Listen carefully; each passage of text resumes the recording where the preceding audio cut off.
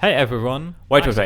Let's start this episode a little bit different, with the comment of the week that was deleted by the user or YouTube. But fortunately, I got a copy of the comment as a notification email from YouTube, because for some reason, I still have them on. I think this comment is comment goals that every Minecraft YouTuber wants to have. First, there's positive feedback. Loves the project, subbed. You should sub too if you not already did it. And then there's genuine criticism. If I may permit myself, I did find it a bit strange to spend a few minutes talking about seam fitting lightning, and then build some very medieval style stalls. I think the person is right here.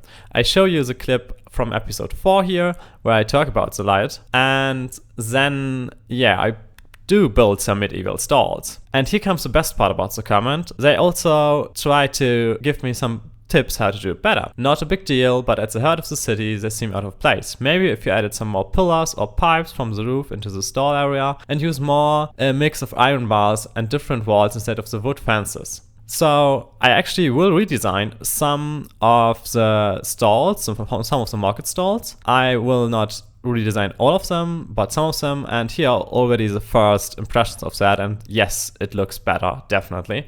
The comment ends with a paragraph that basically says no front, which is totally fine. To the person who wrote this: first, thank you. Second, I made you anonymous because you probably deleted the comment. So if you want the people to let them know who you are, you can write a comment below this video and I will pin it to the top. Let's get back to the city. My aim for this episode was to fill this area of the city. The main building I built here is a little bit inspired by brutalist architecture, especially the Boston City Hall and the Geisel Library in San Diego. And in general, I think brutalist architecture is a great inspiration for cyberpunk buildings or dystopian buildings. And that's because brutalist architecture most of the time feels to people hostile, not welcoming, cold, and it's most of the time also not built to human scale. So it's really something where people say, yeah, these buildings look evil, you know? And that's something, this vibe that these buildings have most of the time is something I think really that you want to have in a dystopian world or in a cyberpunk world. So yeah, if you want to get inspired by real world architecture, I would recommend looking at some brutalism. I decided to not use normal green plants outside, so it looks like it's too hot or even it's too toxic outside, like the atmosphere of the city is too toxic. So I try to have only desert plants outside, and all plants that looks like they are already like half that. And that's why also at this point all nature that I did build and that is like really green is behind glass. For example, in the white skyscraper, there are trees, but they are all behind glass. So it really looks like you have to protect like the green areas from the outside because the outside is so hot, so toxic. Yes, so really unfriendly to nature.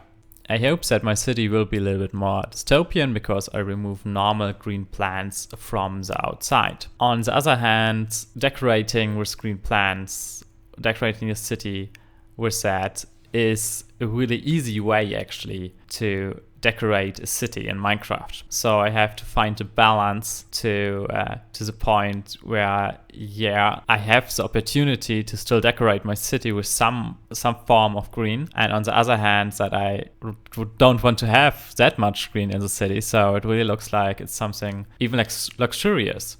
So in the rich area of the city, I will probably have a lot more green, probably even parks under overspan with glass. So it really looks like, the rich people have enough money to build parks under glass. And in the poor area, I want to have even less green. So it really looks like there is no hope with the poor people. On the main building of this episode, you will see or already saw some writing. It's again, as all writing in the city in the standard galactic alphabet. And it's basically just two characters, N and A. And that's the short form of the city name. Because the city, after 4 episodes, finally has a name. So I can finally and officially welcome you to the city of Neo Akita. It's a fantasy name that I made up, but I think it's quite theme-fitting, and I will go with the name. So finally the city is just not a cyberpunk city, but has a city name, and I think that makes the city a little bit better already. And now after all this talking, I hope you will have fun with the time lapse.